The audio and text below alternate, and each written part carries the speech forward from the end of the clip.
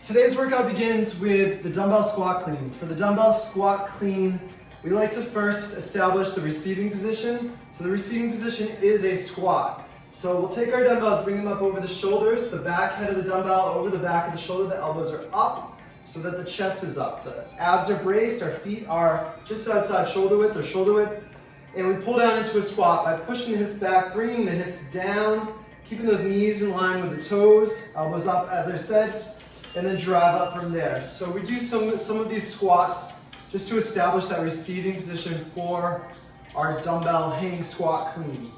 So for our dumbbell hang squat clean, we hang the weights at our sides, shoulders down and back, core braced, feet are a bit closer than the squat stance for the jumping stance, just under the hips. We dip our knees for the start, we can extend those legs, shrug the shoulders, elbows back, and squat into that squat position with the dumbbells over the shoulders.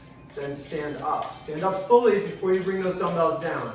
Again, notice how the weights stay close to the body, by the shoulders going back and the elbows pulling back.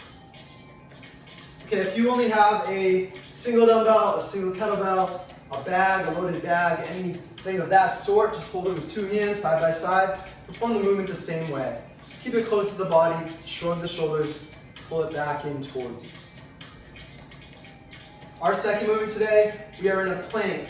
We're going to do a plank toes to hands. So we start out in a good strong plank position. We have our armpits directly over our wrists. We have our belly button pulled into our spine, and we have straight legs, feet together.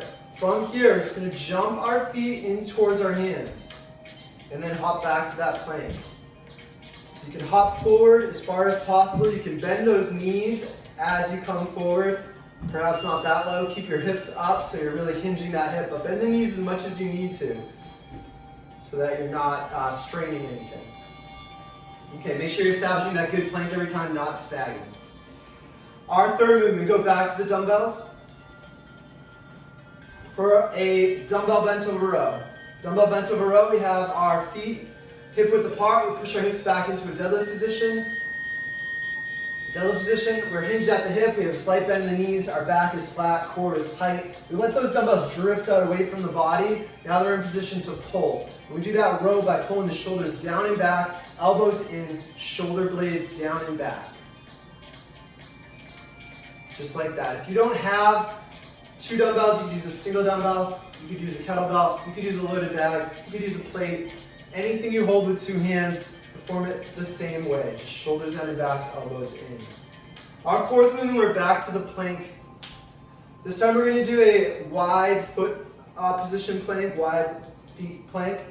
We're still in a straight line. We have our straight line from our shoulders down through our ankles. We have our wrists under our armpits. This wider foot position though is good for our plank shoulder taps. That's the fourth movement here. So we're going to take our opposite hand to our opposite shoulder, then bring it back down. That's all it is. Opposite hand to opposite shoulder. That's not quite all it is. There's a lot of work to just keep this body static. There's a lot of work just holding that static position. You should be keeping your body from moving.